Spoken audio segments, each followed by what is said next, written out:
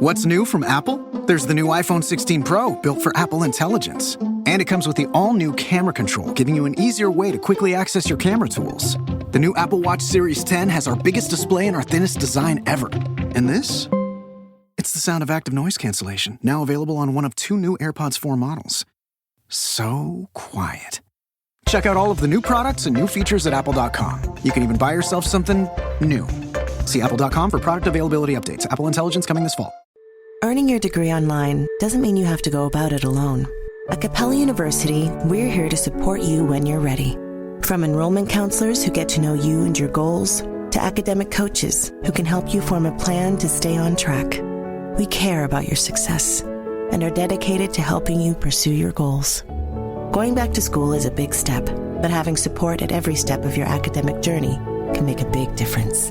Imagine your future differently at capella.edu. Sergeant and Mrs. Smith, you're going to love this house. Is that a tub in the kitchen? There's no field manual for finding the right home. But when you do, USAA Homeowners Insurance can help protect it the right way. Restrictions apply. What do you call boogers on a diet? Slim pickings.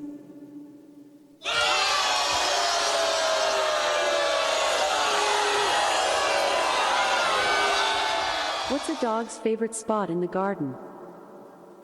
The pea patch.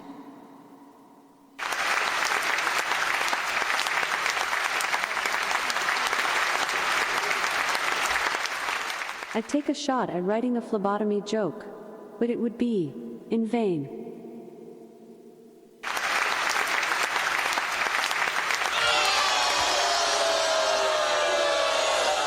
If you just read the bio for Dr. Steve, host of Weird Medicine on Sirius XM 103 and made popular by 2 really comedy shows, Opie and Anthony and Ron and Fez, you would have thought that this guy was a bit of, a clown. Why can't you give me the respect that I'm entitled to?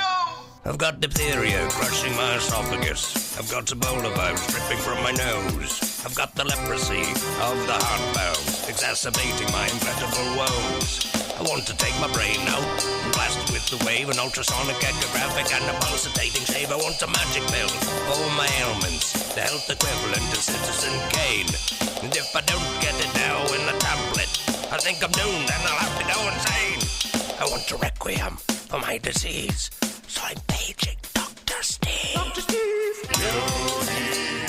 From the world-famous Cardiff Electric Network studios, it's Weird Medicine, the first and still only uncensored medical show in the history of broadcast radio, now a podcast. I'm Dr. Steve, with my little pal, Dr. Scott, the traditional Chinese medicine practitioner who gives me street cred, the wacko alternative medicine assholes. Hello, Dr. Scott. Hey, Dr. Steve. And I got Tacie, my partner in all things. Hello, Tacie. Hello. Oh, we got your new segment coming up. I'm very excited about it. And also in the studio, Stacy Deloach. This is a show for people who had never listened to a medical show on the radio or the internet. If you have a question you're embarrassed to take to your regular medical provider, if you can't find an answer anywhere else, give us a call at 347-766-4323. That's 347-POOHEAD. Follow us on Twitter at Weird Medicine or at DrScottWM or at what, Stacy Deloach? Stacy Deloach 1. Stacy Deloach 1. And visit our website at drsteve.com for podcasts, medical news, and stuff you can buy. Most importantly, we are not your medical providers. Take everything here with a grain of salt. Don't act on anything you hear on this show without talking it over with your healthcare provider. All right, very good. So,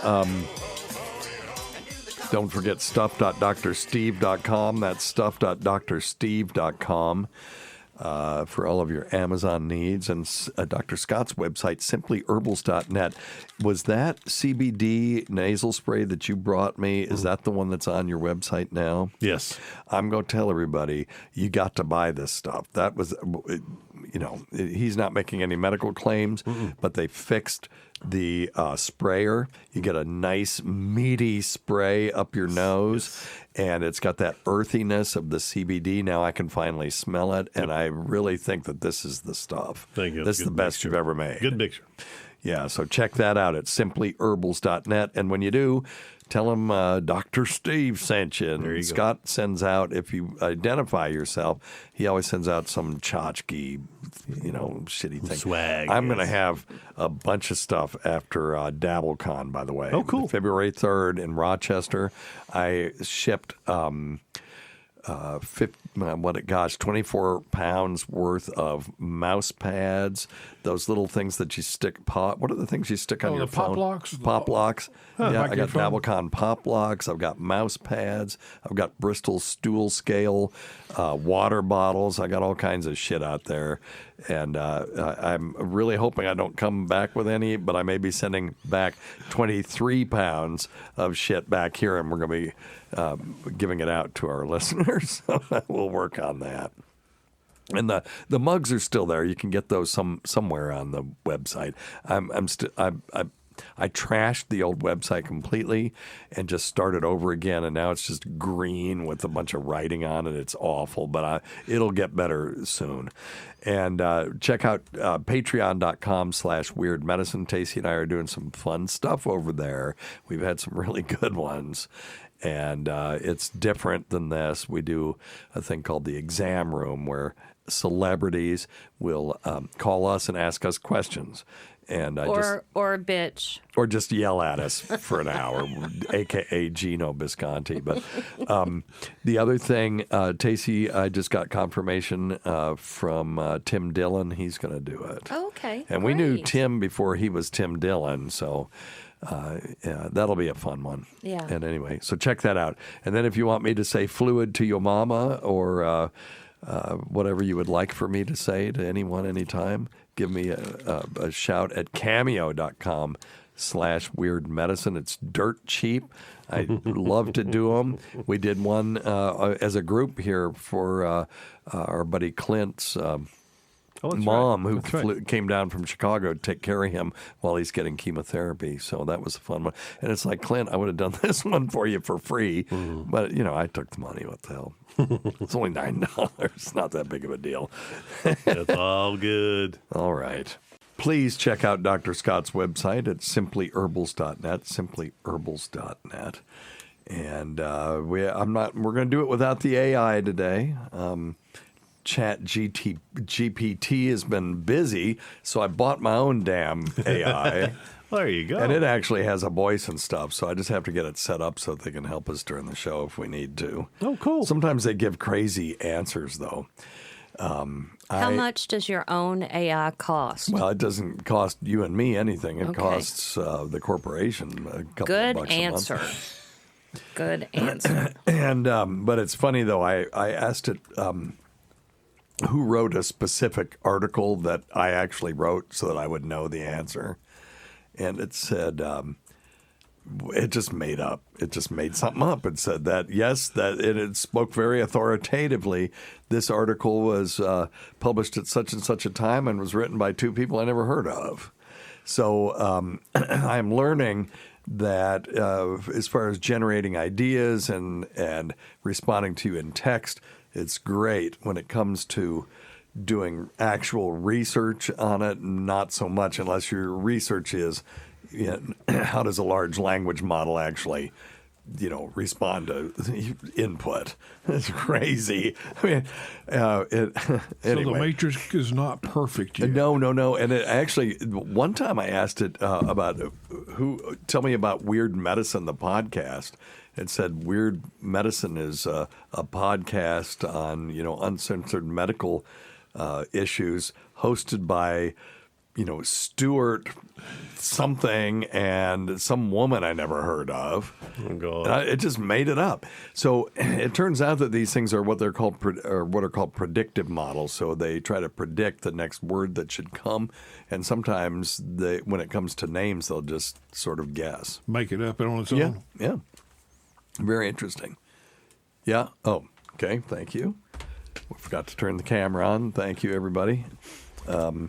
We have a question actually from the waiting room, and if you're listening already and you don't know what the waiting room is no, it's the It's not the waiting room. No, the fluid family is in the waiting room. Okay, there you go. So the waiting room is just our YouTube chat. We do YouTube on Saturdays at 1 o'clock, and you can join us. Just follow my Twitter at Weird Medicine, or go to our website, or to our YouTube channel, and just click notify, and then you get notification. But then you can just hang out. We don't make a big deal out of it. I mean, if we get 20 people in there at once, I'm excited. We're not Steel Toe or some of these other big shows that live off their live streaming. We're really an audio show, but we've got this video element just so we can hang out and talk to people live. So it seems different when you're talking to, even if it's one or two people in real time. Yeah, that are not in the studio. Scott and I both said it changes our energy a little bit. Oh, shoot, yeah, way better. Oh, that's why I sit back there and just shoot y'all stupid questions. Yeah, we appreciate that. There's no stupid questions. Oh, there are. They come from me. There's no such thing as a stupid question. Jesus Christ. You have good questions. Yes, you actually do. No. I'm yeah. special. Well, you are. God, that camera on Stacey's head makes his head look like it's a giant. Oh God, and it's all red. Oh my God. Oh God, I gotta get off check of his that. blood pressure out. It's had a full face helmet on it all day. Oh God. All right. Well, again, this is an audio show, so the people that aren't watching don't know what the hell we're talking about. Less, yeah. The way that the camera is set up makes Stacey's head look like it's a big giant red balloon on top of a blue shirt or black shirt. It's black. Yeah. So the contrast is pretty striking. Anyway, we have a question about acupuncture, Dr. Scott, and bowels, and it was I better pay attention. Johnny Longfeather maybe, or something. Who was that up there? Johnny Longfeather said, can acupuncture help me with my bowels? So what do you think? Yeah. If we're talking constipation, okay, for sure. Yeah. What I would do is put some little teeny needles all the way around the bowel, stimulate with a little bit of electrical stimulation. Yeah. And I put should have some music for this, some coconut oil on there. Okay, you got it. Oh, there you go. Thank you. Then a little coconut oil smoothed on. Yeah. And I do this thing called moving cupping. I put the cups on the stomach and actually kind of follow the colon around. Yeah. We do that. Yeah, exactly. And then I teach them how to do it at home. Yeah. So, it actually works pretty well. I've done... Thanks, Johnny. Yeah. No, whenever y'all get done, I got a question about all this. Okay, we'll go. Yeah, go ahead. How does the colon work? Is it kind of like a snake where it has muscles where it moves from point to point to point to point, or is it like a pastry bag where it just squeezes it from one end to the other? That's an excellent question. The answer is yes. Okay. There's a little bit of both. Yeah, that is true. But really, peristalsis is the way that you get stool from one end to the other. And peristalsis is rhythmic contraction of the bowel going kind of in the direction of the rectum. So when you have a big giant load in your colon, it's just sitting there, right? And then all of a sudden you have to go. Right. And it's like all of a sudden it's an emergency, and now you're turtling, and you better get to the bathroom. And then when you get in there and you can't quite get your belt off, and it's like, oh my God, I can't get this GD belt off quick enough. Yes. Everybody knows what I'm talking about. That's peristalsis is causing that to happen.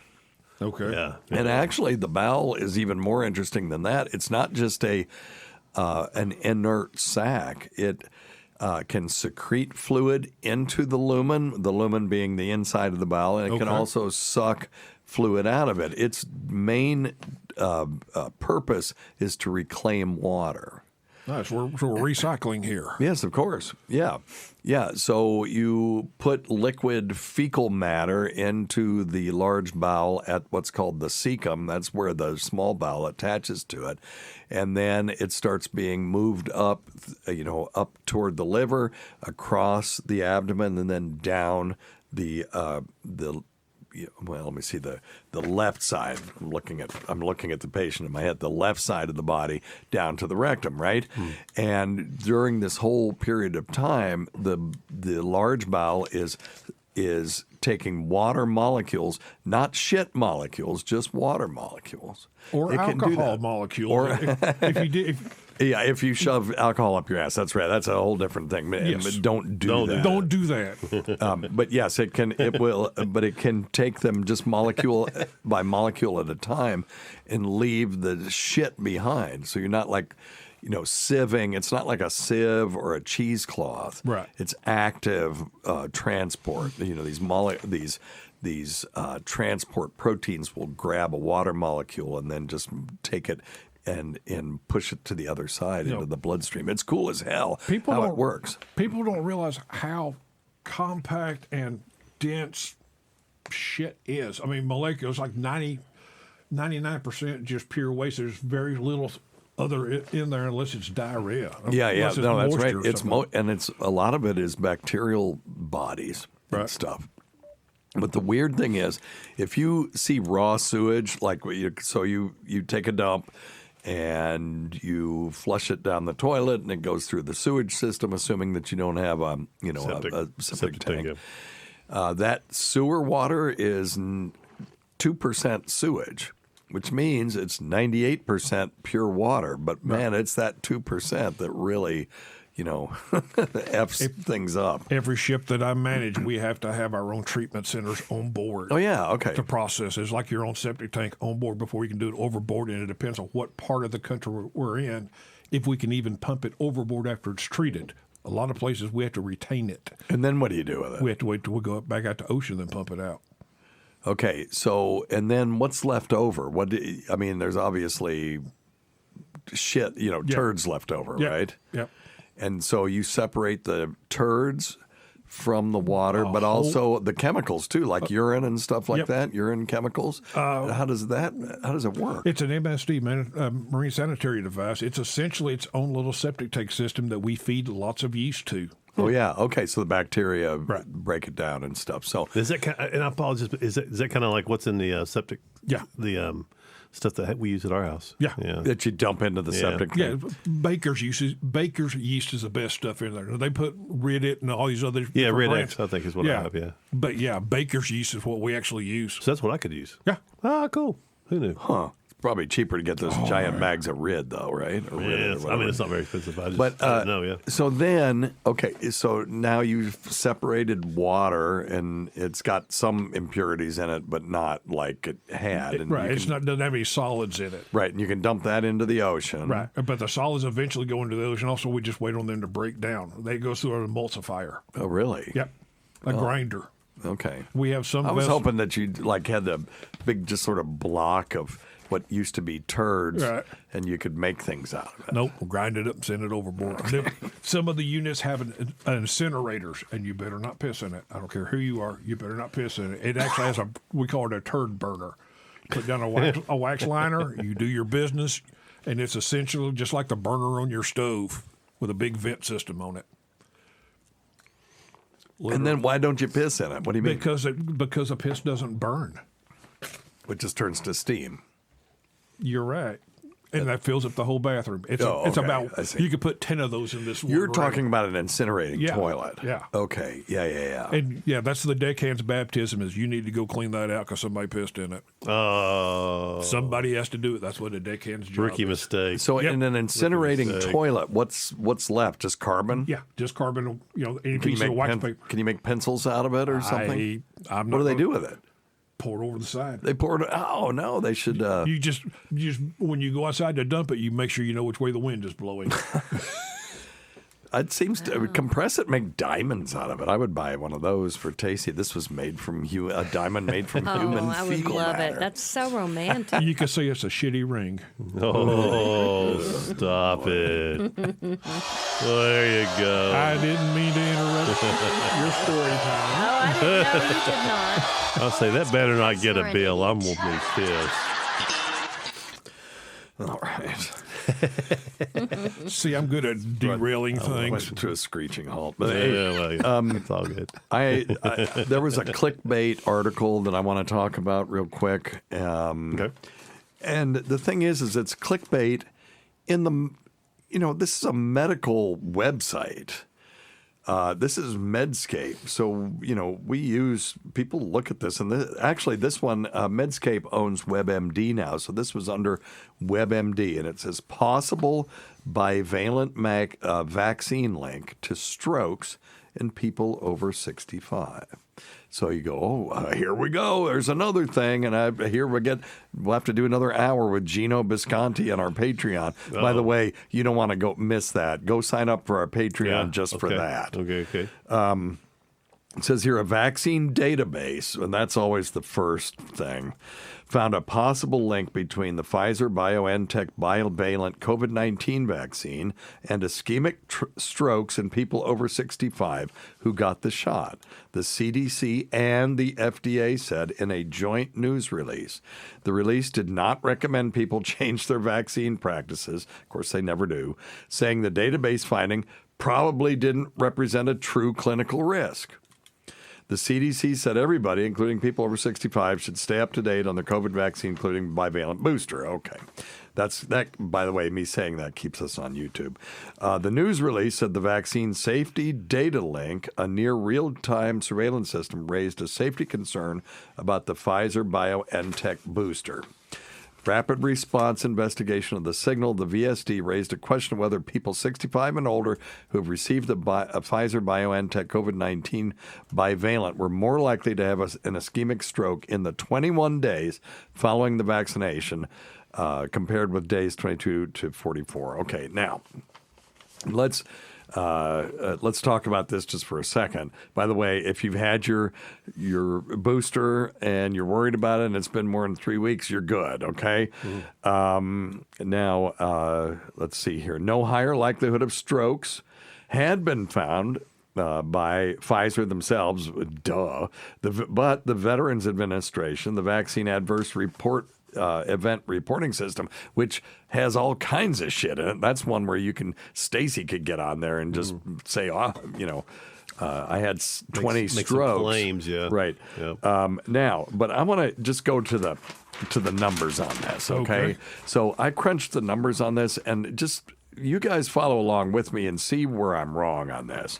It says 550,000 seniors got Pfizer bivalent boosters, were tracked by this thing.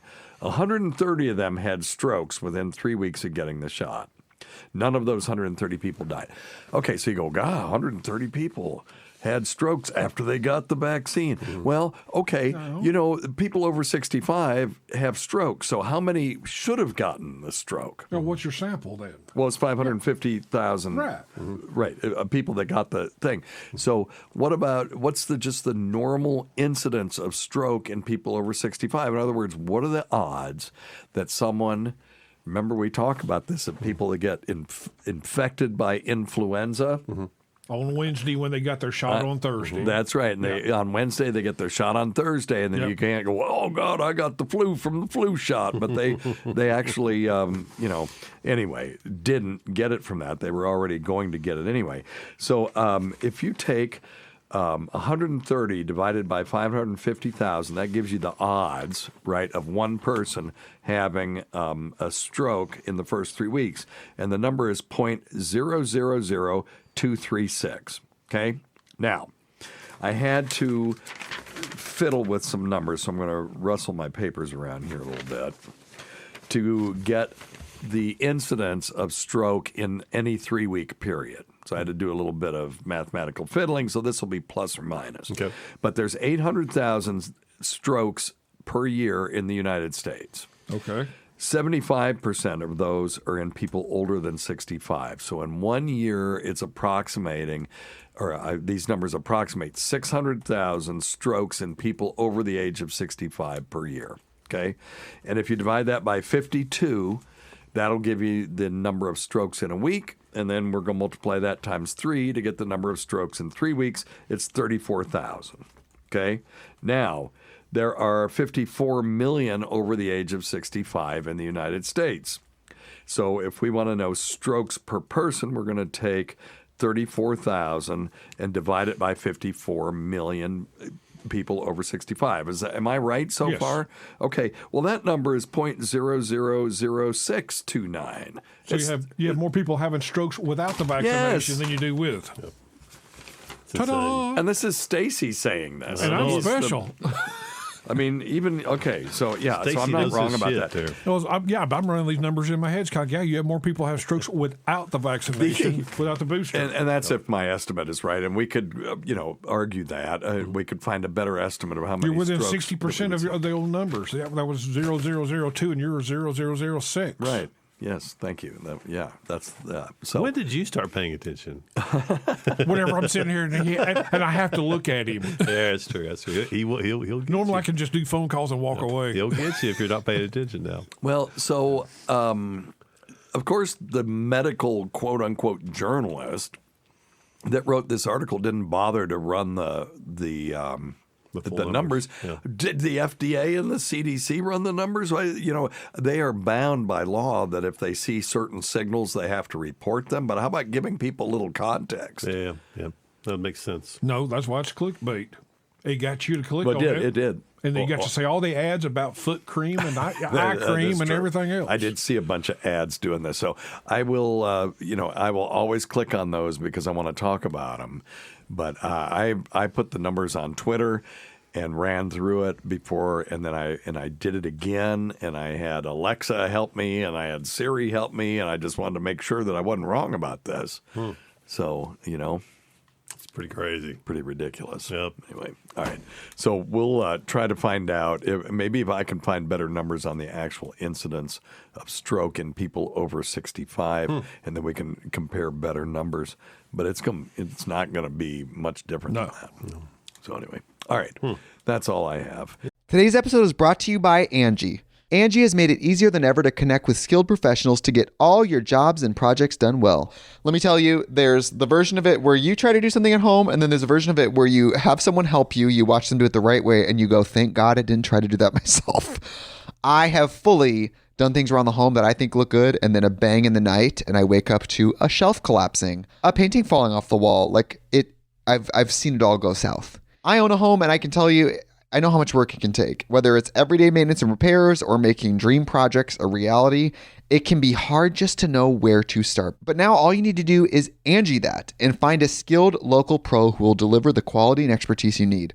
Whatever your home project, big or small, indoor or outdoor, you can Angie that and connect with skilled professionals to get the project done well. Right now, one of my wish lists is I want a bike for my condo in Milwaukee, and I would love to rig it up on a pulley in the ceiling because I have one of those lofted ceilings, but I'm so scared to try that on my own. Angie has 20 years of home experience, and they've combined it with new tools to simplify the whole process.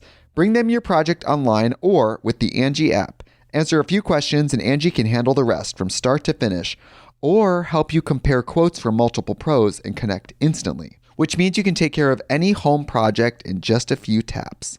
Because when it comes to getting the most out of your home, you can do this when you Angie that. Download the free Angie mobile app today or visit Angie.com. That's ANGI.com. Introducing our biggest GMC Acadia ever. Offering bigger screens, bigger views, and even bigger journeys. Live your biggest life in the all-new GMC Acadia. Hear that?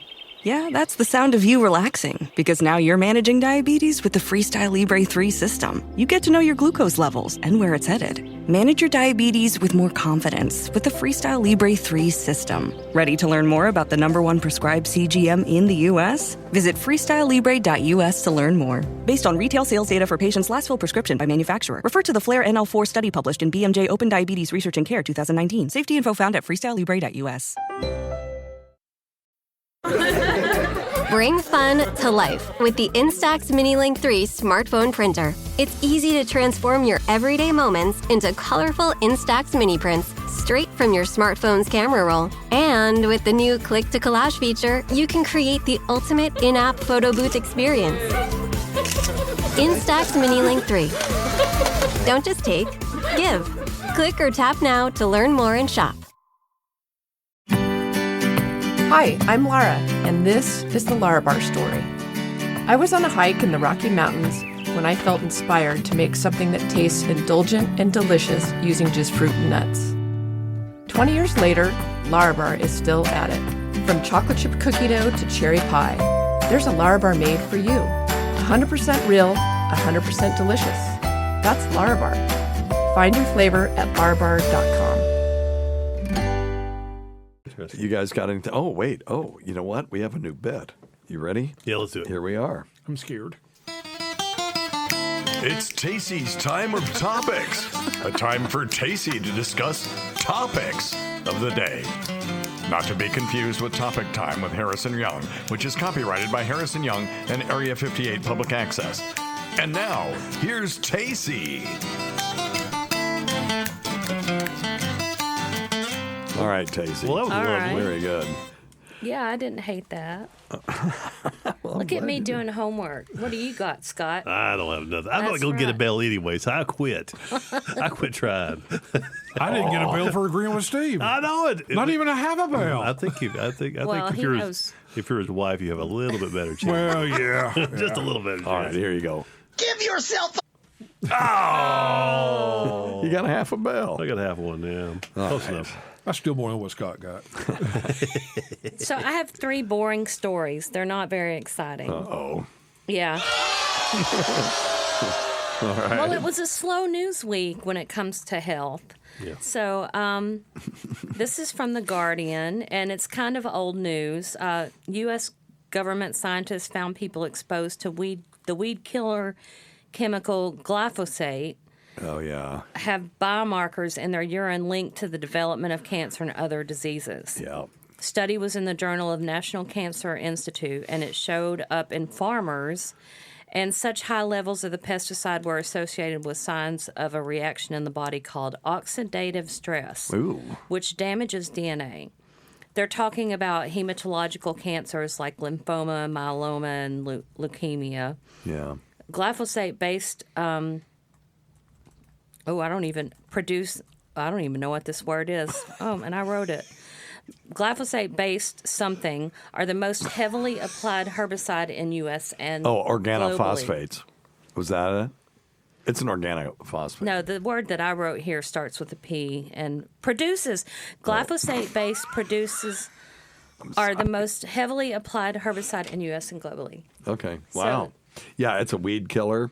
It is an organophosphate. Those things are always a little bit nasty, and you always worry about them. When I was a kid, you guys, Stacy, you're old enough to do this. I don't know, Tacie and Scott, if you were, but they used to go through our town spraying DDT. Oh, we used to run behind it. And run behind it? Yeah, we'd go through there because it smelled. It's a cloud. It was a cloud, and it smelled weird, and you couldn't see anything in front of you, so we'd run right behind the DDT truck.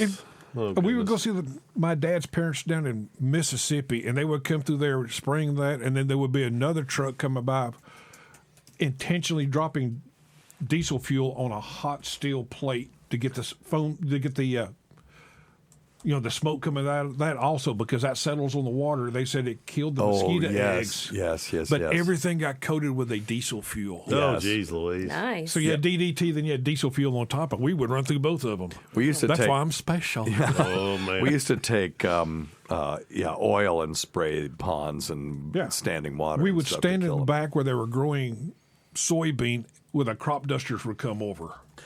Woohoo! DDT is considered a possible human carcinogen, but even after all this time, it's still a possible human carcinogen. So I'm kind of hoping that it falls on the other side.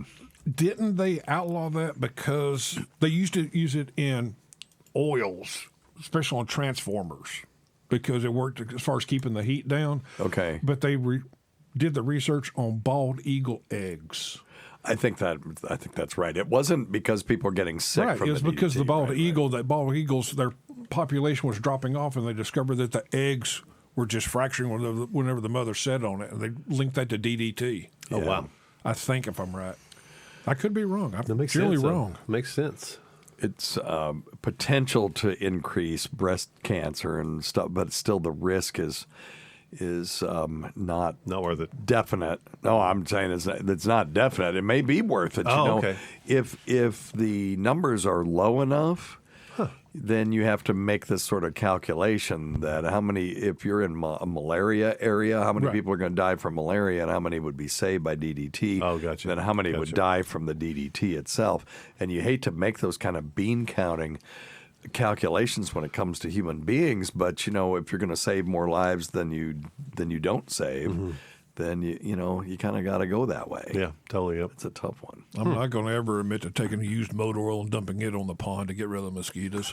Well, never going to admit to that. And doing things like releasing sterile mosquitoes into the populace and stuff, so that those don't. That's not going to affect anything. Right. The bats can eat them. They're not poison. They just are sterile, and they'll mate with the females, and then they just won't produce offspring. Have you heard? I don't mean to interrupt Tacie's story time. You're fine. No, that's what this is about. It's supposed to stimulate a discussion, so you're fine. RMNA, them what?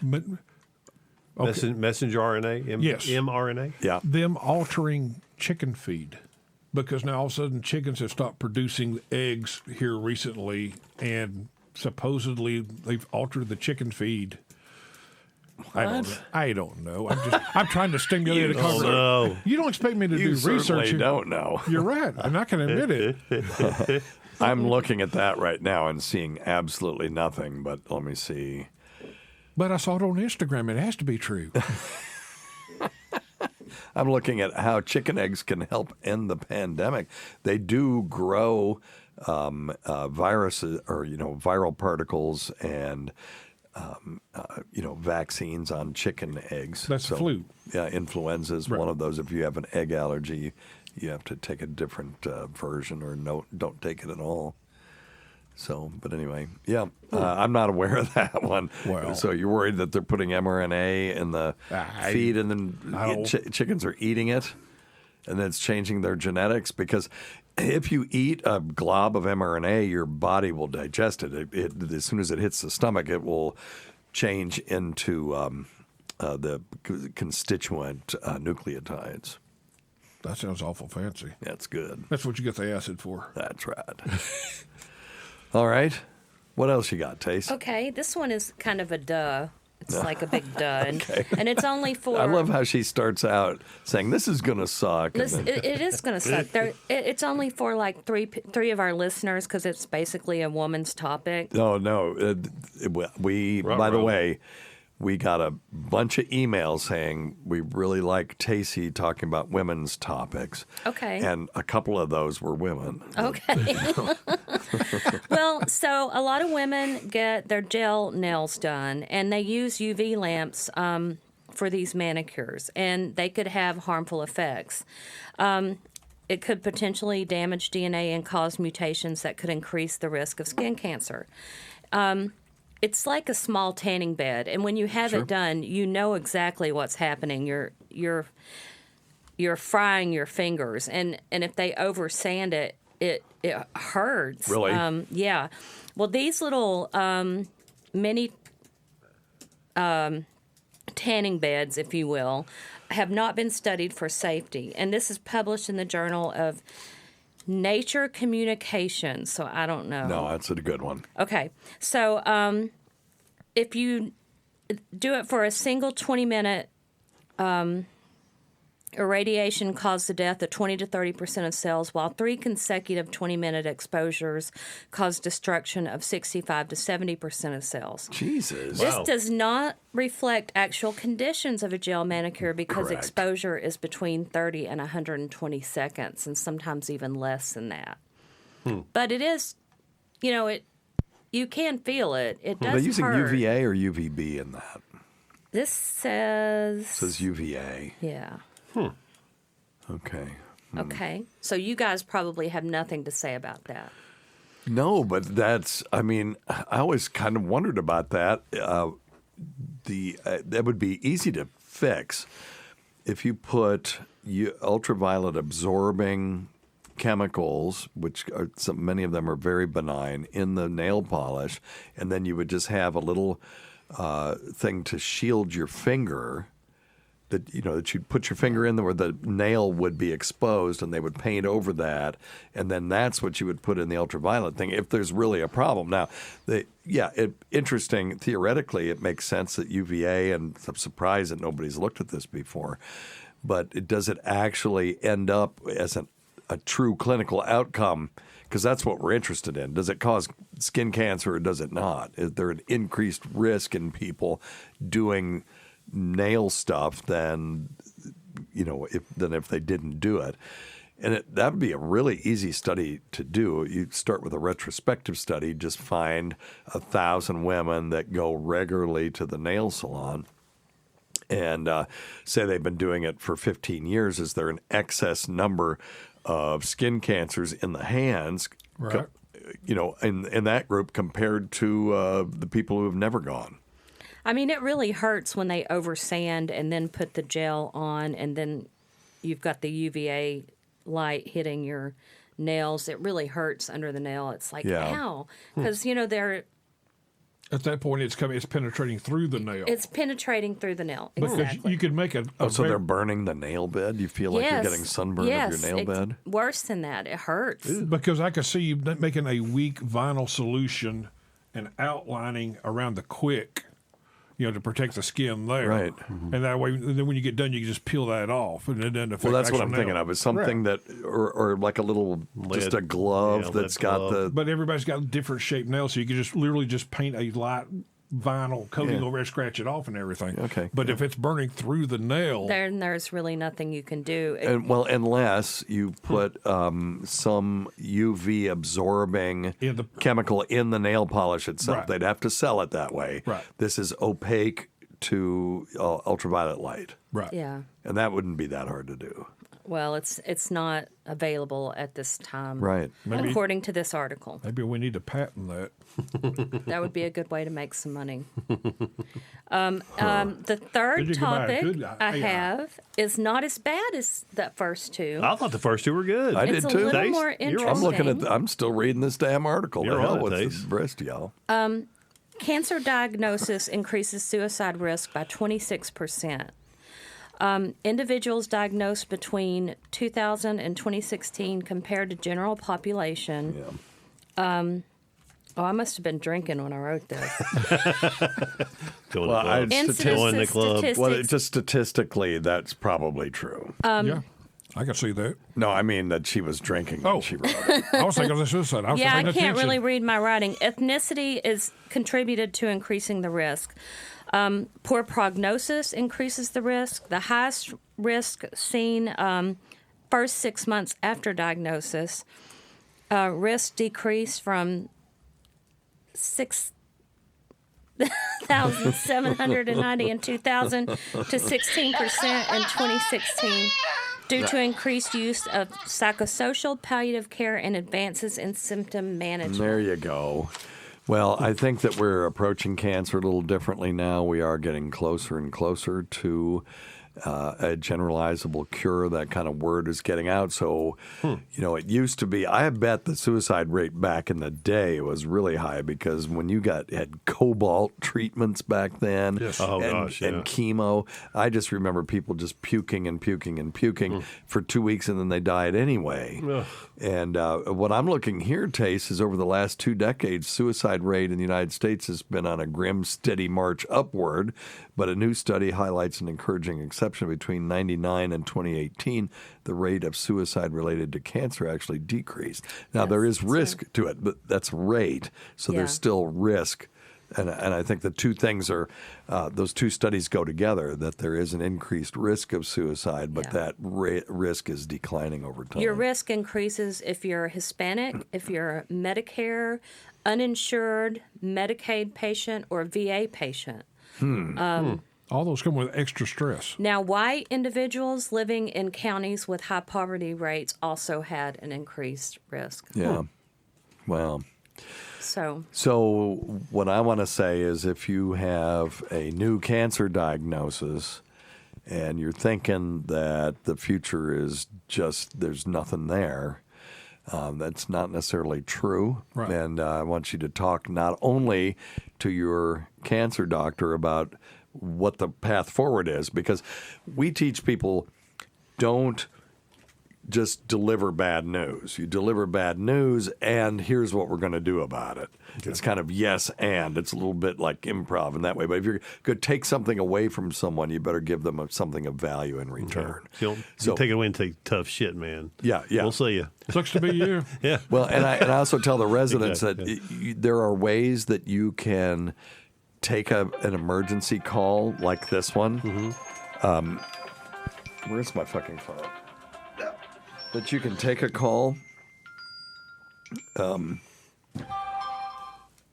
during a breaking bad news if it's an emergency, but there's one time you cannot do that. Mm-hmm. And that is when you just delivered the bad news and you're just getting ready to transition to, and here's what we're going to do about it. That makes sense. That is the worst time that you can be interrupted. And whatever it is, you just click off and call them back later, because you have to deliver that part of it. Part of the responsibility of breaking bad news is here's what we're going to do about it.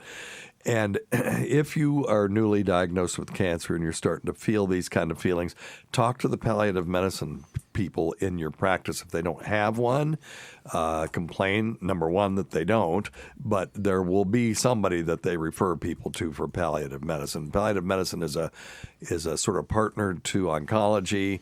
And 40% of what palliative medicine providers do is nothing but oncology, and then 60% is everything else.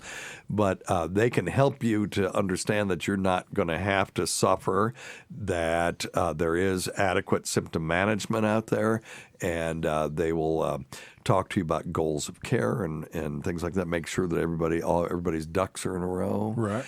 And that is a really relieving thing. And talking about these things, even if you're going to talk about end-of-life stuff, doesn't increase your anxiety. It actually decreases it.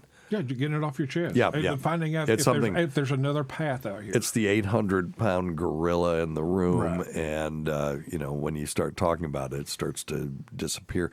I'll walk into a room sometime, and the family will grab me.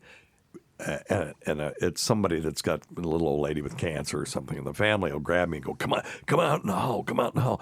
Don't tell Mama she's got cancer, because if you tell her that she's got cancer, she's going to give up. Mm-hmm. Now, what do you do in a situation like that? Particularly, now, if Mama has dementia or something and doesn't have capacity to process that information, that's fine. Sure. Right. They're probably right, that it'll increase that person's anxiety, or they just won't be able to process it. So, in that case, you identify a surrogate decision maker, and then you talk to them. But if Mama has capacity, that's a problem, because now they're putting you in a position where they're asking you to violate her human rights of autonomy.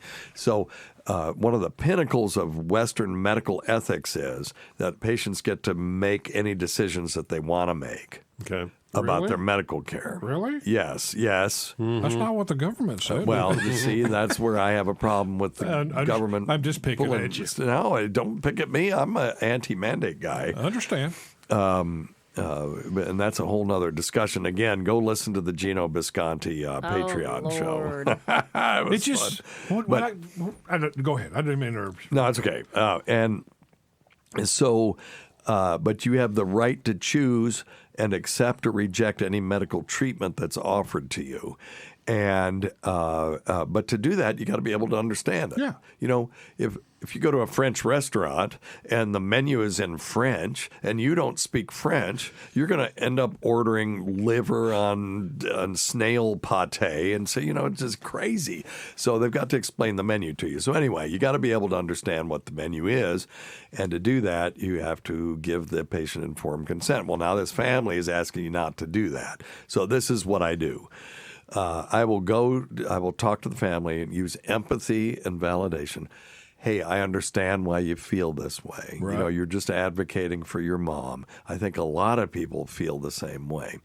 That's the empathy and validation part. But the pinnacle of modern medical ethics is that patients get to make their own decisions. So I'll make you a deal.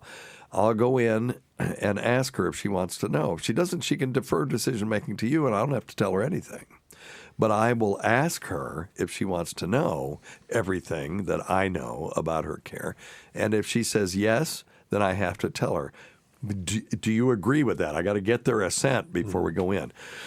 So they always agree to that. So I'll go in and I'll say, well, ma'am, there's two kinds of people in this world, people who want to know everything about their medical care and make their own medical decisions, maybe with the help of other people, but they want to be the boss on that. And then there's other people who are okay if someone in their family has more of the information than they do, and they make the decisions and just, let them know what they are. Which one are you?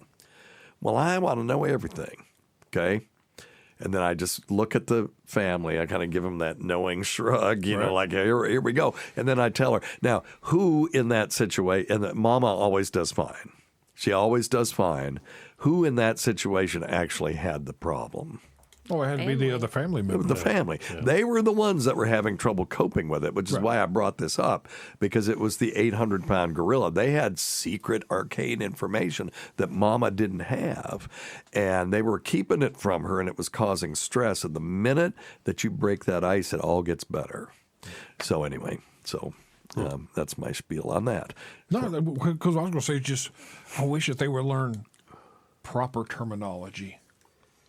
Just use simple, as far as medical care provider in general. Oh, God, yes. Don't use jargon. Because the other day, I'm driving up here from Louisiana. Yep. Getting ready to, head off on the next big adventure. I call my internist's office down there because I'm supposed to be going for blood work next week. I won't be there. I call up and I tell the nurse or whoever it is that answers the phone, can I go ahead and do this while I'm in town? Yeah. And she said, no. I said, why not? Because they're going to run the analysis on it. They're going to put it down on a piece of paper in the computer. He can read it, and that's going to be a baseline. She said, no, because your labs are going to expire. I said, how do my labs expire? Because they're going to run the analysis. They're going to write it on a piece of paper. You're going to tell me the paper's rotting away? She goes, no, it's going to expire because they need to be done before you see them. I said, no, this is done for a baseline. Right. They're going to write it down. They're not going to expire. The paper's not going to rot away. The computer's not going to crash. Right. And she was swarping down that my labs were going to expire. Yeah. It's kind of, no, you were using the wrong terminology here, and I'm not medical. Right. Well, that side. I'm sure she was thrilled with that whole conversation. Oh, but, I made her day. but somebody has to sound the alarm. You're stupid. I think that medical jargon is a problem, and we've talked about this maybe a time or two on the show. There's two words that we use in medicine, completely the opposite of what our patients use, and those two words are positive and negative. Oh, there you go. Give yourself a bill. A whole bell. A full bell. For that answer, you need to get the bell. I was looking at you to give you a fucking bell, Scott. 3 stories and got jack shit. No, you get. Okay. What do I get? You get bells. She got bells when for I showing ask up. you a question and you get it right, that's when you get a bell. You just want a cookie. Well, here, okay, there you go. Give yourself a bill. You damn it! See, it doesn't mean as much. Yes, she it does still too. likes it though. She still. I was looking at you to answer that question, and then knucklehead. Well, because I'm the guy that brought you the story about my mother-in-law getting the phone call, the voicemail about, hey, you tested positive, and she's like, woohoo! That was you. That was my. I still tell that story.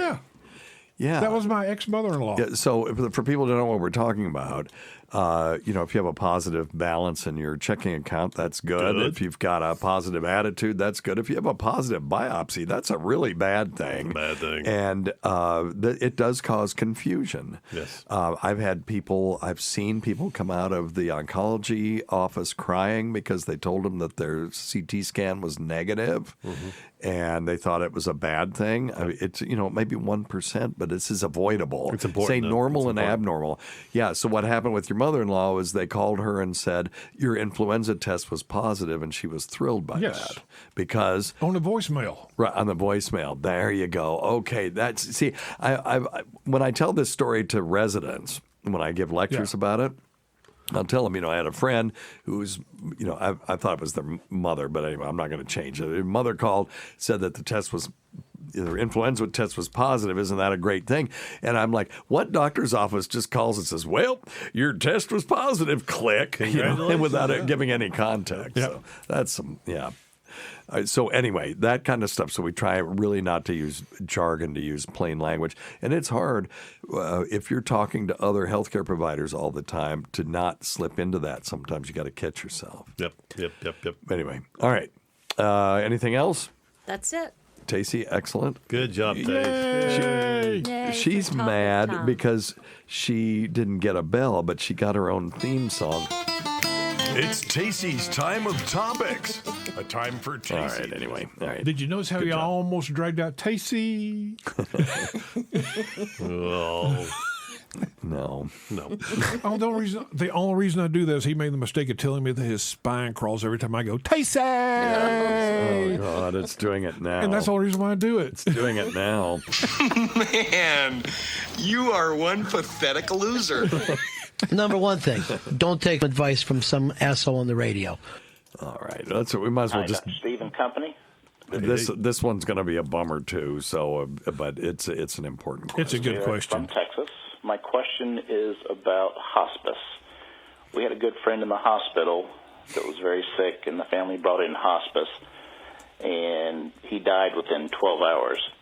So my question is, did the hospice do anything to promote his death? Nope. And I know exactly what happened in this situation. I wasn't there. Don't know anything about the case, but I know exactly what happened. One of two things happened. Either the doctors waited too effing long to send this patient to hospice, and they waited till they were basically actively dying, or the family was resistant to hospice until there was a crisis, and then they need to come in. Now, what I tell people about hospice is it's not for the dying, it's for the living. It's for people who are no longer choosing curative or life-prolonging treatment for whatever reason, and have an illness that will take them out of this world if it ran its natural course in about 6 months. And you don't have to die in 6 months. You can be in hospice for years as long as you continue to meet that criterion. And their job is to make you comfortable until you leave this world, or until you get healed, one or the other. But their job is not to dope you up, and they're not going to give you medication against your will and stuff like that. They're not going to take your regular medications away, and you don't have to go somewhere. You can do it at home. So it's just a federal program if you're a Medicare patient that pays for medical equipment, medication, and nurses who are specialty trained in symptom management to come to your house. And on top of that, you get chaplains, you get bereavement care for the family, you get all kinds of stuff.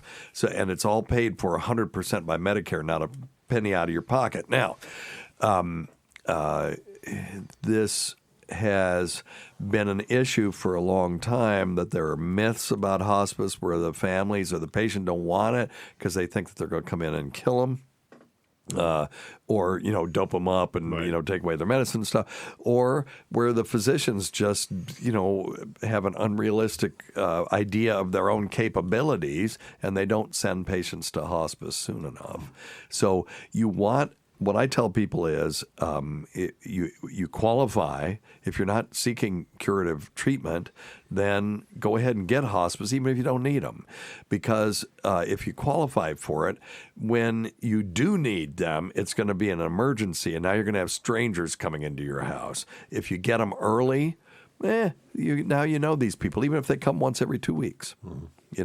I've had two family members that went on hospice, and me, from an engineering standpoint, was absolutely amazed by them. Yeah. Two different people, two different organizations, but both of them came in like 96 hours before the passing actually happened. And they said, from their experience, like 72 hours. And both times we used that to circle the wagon. Well, right. To get every family member in that wanted to get there. Don't wait 3 weeks waiting on a cheaper air flight. Right. If you want to be here, you need to be here. Yeah. And both times, it was an amazing thing. Yeah. And I was actually very thankful for it. I mean, it was a bad situation, but I appreciated them being open and talking about it. Yeah. It really was. Yeah. And then everybody else just had a heart attack and died. It's like, oh, shit, look, Dad's on the floor. Well, that's it. Yeah. Yeah, my dad died in his sleep, and my mom, died over a period of 2 years. And either way, it sucks. My dad didn't suffer, but I didn't get to say goodbye. And my mom, I got to say goodbye, but all she did was suffer for 2 years. So she didn't really, where she was, they didn't have hospice care. But she is why I'm, took that on as a profession. But anyway, all right, let's see if I can find something here. There's a drippy penis one, but we've only... Oh, here we go. Let's do this one. Oh, Dr. Steve. Oh, God. Oh, God. You don't want it in real life? For God's sake. Hey. Oh, my God. This actually was an accident, but just tell the story. The Cialis saves lives, right? Because we've got about 30 seconds. I heard something on watching Fox News the other night, and they were talking about... That famous medical journal, Oh, Fox yes. News. But they were talking about that how they've gone back and been looking at Cialis and other ED medication, and it has reduced recurring heart attacks on men over 65 by about 44%. That kind of makes sense. Scott, will you put that on for next week, and we'll pull the actual study, because I'd like to look at that. I've got it already pulled up.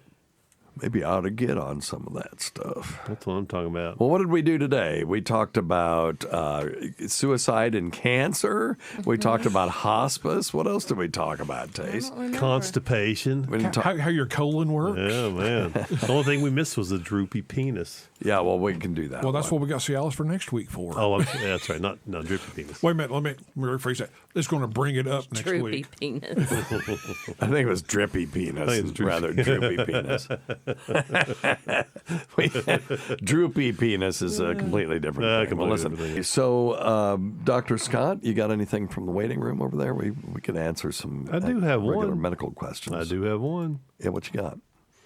So Renee was asking, saying that I guess she used too much of the betamethasone cream on her skin.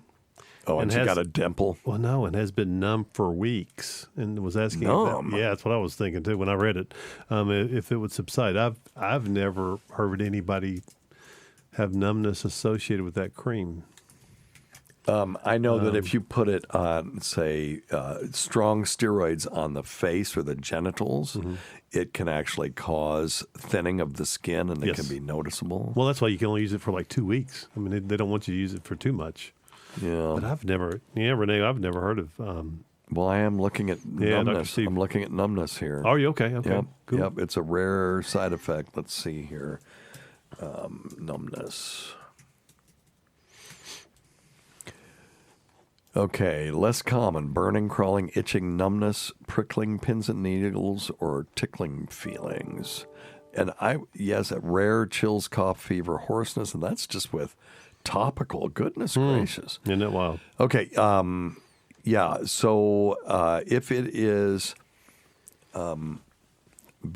very localized, I would expect that to go away. You could get a compounded cream that has gabapentin and some other things in it that you could rub on there to just make the pins and needles go away. If it is truly numb, meaning you can't feel anything, it will take up to 2 years for peripheral nerves to grow back.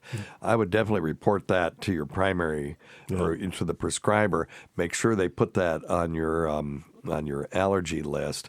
And then, if it's widespread enough, they may want to do a nerve test on you and just make sure that it's really what that From was. the cream, right? That's what I was going to say. Yeah, because not impossible. You could have a nerve compression at the same time around the same place, and you associate the two, but they may be unrelated. That's an interesting one. Yep. So, okay, I learned something today. Good one. We just write that stuff and never even, Never hear back about it. No, never even think about it. How often do you actually realistically get a compliment for doing something such as that? Does somebody call back and go, Doc, I want to tell you I really appreciate this? Well, I tell people that we like good news too. Right. But I get it more than most because of what I do. A lot of mine is I go in on Tuesday and someone is in agony, and then on Wednesday I walk in, they're sitting up reading the newspaper. They'll usually give you props for that. Right. In primary care, the ones that you get the most props for are thrombosed external hemorrhoids, because they come in with 10 out of 10 pain and they leave with no pain. And then ingrown toenails. Yeah, I can see that.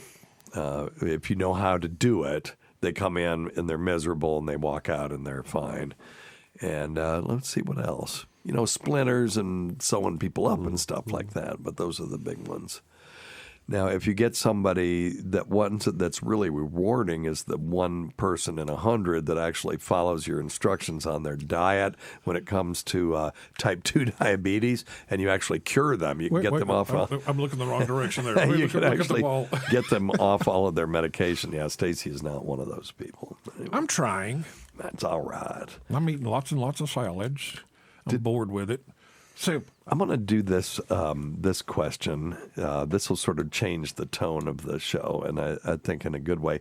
And Tacie, tell me if we've done this one before, because you will remember this one if we did, okay? Hey, Dr. Steve, this is Tony in Oregon, and I was wondering how many holes do women have? Because I've only ever had sex with one woman, and good man. She nothing wrong with that. She only believed in vaginal intercourse. So, like I said, my question and is... again, nothing wrong with that. We've not done this question, right? No. Somehow How many I got holes lost. do women have? Because I don't know. As I said, because I've only ever had sex with... Well, okay. And then he called back. Let's see here. Tony number 2. Hi, Dr. Steve. This is Tony in Oregon again. Sorry to call. It's okay. To call you right back, but I just wanted to make sure you knew that I was you'd understand what I was. My question. It was my question was how many holes do women have in their body? Yeah. Because like I said, I've only ever been with one woman, and she only believed in vaginal intercourse. Okay, so then he called back again, and we'll just do all of his calls, and then we'll answer his question. Hey, Dr. Steve, it's Tony in Oregon again. Sorry, I'll go away after. No, you don't. You're call. fine, dude. You're fine. Call. I'm going to go away after this. Totally call, fine. But I just wanted to call and say that yes, I do have sex in the vagina, and yes. I just didn't want you to think that I'm retarded. No. I just want you to believe that I'm retarded. So I'm just going to call you. I just wanted to call you back. Like I said, tell you that. No. Oh, okay. Well, wait. Yes, I do have sex in the vagina. Well, that's awesome, man. There you go. I'll tell you right he now. Gets a bill. Do it. Yes, he does. Oh, for God's sake. Give yourself a bill. He's doing. Everybody except for me. He's doing better than I am. So, Dr. Scott, why don't you take this one so we can now? The question is. Are we talking holes you can have intercourse with, or just holes in general? Yeah, so why don't you count up all the count up all the holes in the human body, and then we'll talk about which the ones you could actually put your penis in, and I say 9. Okay. I get 9. We'll name them. No, yeah, both eyes is 2. Eyes. Well, the other eye holes. sockets. Yeah, okay. Well, that's not. I don't consider that a hole. You couldn't. That's an eye socket. Considered it a hole. Well, there's an eye in it. Well, not for everybody. Okay. All right. Okay. So we'll put an asterisk by that one. Ears. Yes. 2. Okay. Nostrils. 2. Mouth. 1. Mouth. There is pooper hole. Yep. And the pee-pee hole. There you go. And then vagina. And well, that's what I was calling this pee-pee hole. Well, but they have a urethra They have too. two different. Women have the urethra. I'm aware of that, but you understand. There's one. Yeah, there's kind of one common opening. So I guess after that it branches into. That's right. Separate holes. That's 8. Yeah. So here, see there. Give you go. yourself Got a to bill. Look at That's why I wanted you to do it, so you get your stupid bell. Jesus. Yes. Woo-hoo. I got one, Sean. Sean, mark it down, baby. See, I was counting 1. I was counting ears as 2 because one on each side. Me too. Yes. I used one on each side. Did we But not? nose was counting as 1 because it goes into one. Oh no, it should be 2. It should be 2. Yeah, I said 9 Take originally. his bell away. I said 9 originally. Yeah, you did. Yeah, you were did. right. You were 9. So Okay. 2 ears, You can keep it. 2 Two eye nostrils, Well, 1 2 mouth, anus, and a urethra, And the vagina. a vagina. That's still 8. So we must have counted it right the first time. 1, 2, 3, 4. Okay, but I counted the nostril as 1 because it goes. Well, I call then that would be 7. I counted the urethra opening and the vaginal opening as 1. Yeah. Right, but I'm saying it's 2 because Okay, it really is 2 different holes. Yeah. Well, I mean, Okay, can I play off of that the question for a eyes second? and then the eyes, it makes 10. Okay. Can I? There you go. It's a 10 with an asterisk. Because, no, I agree. It is because the eyes have eye sockets have eyes in them. Something that you've never clarified. I mean, if you want to here. talk about other holes, there's ostia in the sinuses and all that stuff. There are lots of other holes. There's 2 eustachian tubes in the back of your throat. Yeah, but that's internal. Yeah, well, you got to go through the mouth to get to it. Yeah, or go through the nose. Well, there's still holes. Yeah. Oh my God, we'd be here all day if we talked about inside holes. Yes, it's true. Yeah. I got a wine there's delivery There's the sphincter of Odie. Okay, how about a quick clarification? As far as women squirting, is it out of the vagina or is it out of the urethra? Okay, so that's one of your favorite topics. It is one of my favorite topics, but it's never been clarified. The white milky fluid comes from the Skene's glands, right, which are around the labia and it's sort of in that region under the under the hood, sort of, and then the clear hypotonic fluid comes from the urethra because that comes from the bladder. So it comes, female ejaculation comes from the Skene's glands, and coital incontinence comes from the bladder and urethra. So I wanted Tony to get some more information because that's the whole vagina information.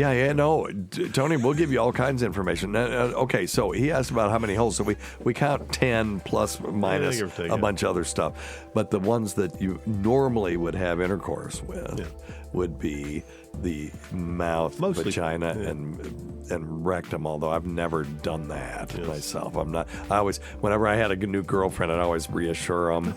And I never had one go, well, God damn it. That's a deal breaker, Yeah, it's a deal breaker. See, I've got such a joke about that, but I'm not going to do it. I'm ratcheting it back. You've done your quota of I'm jokes. ratcheting it back now. But there are other places that you can, achieve pleasure as well. And, she's got 2 hands, 2 feet. A boob job is also always, kind of a fun thing. Mm-hmm. If she's able to do that, some women can, some can't. So, there's all kinds of stuff, Tony. Just, enjoy yourself. Have fun. Go easy.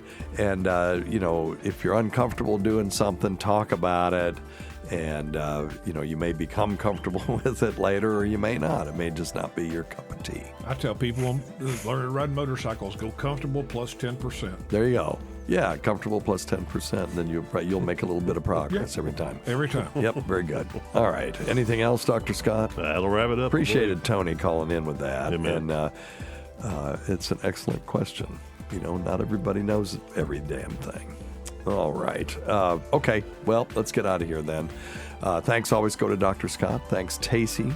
Thanks, Stacy DeLoach. And thanks to everyone who's made this show happen over the years. And listen to our SiriusXM show on the Faction Talk channel, SiriusXM channel 103, Saturdays at 7 p.m. Eastern, Sunday at 6 p.m. Eastern, on demand, and other times at Jim McClure's pleasure. I swear I think Jim's paying us under the table or something because we don't have a contract. We haven't had a contract since October. Many thanks to our listeners whose voicemail and topic ideas make this job very easy. Go to our website at drsteve.com for schedules, podcasts, and other crap. Until next time, check your stupid nuts for lumps. Quit smoking, get off your asses, get some exercise. We'll see you in 1 week for the next edition of Weird Medicine. Thanks, everybody. Goodbye, everybody. Thanks, guys. Bye.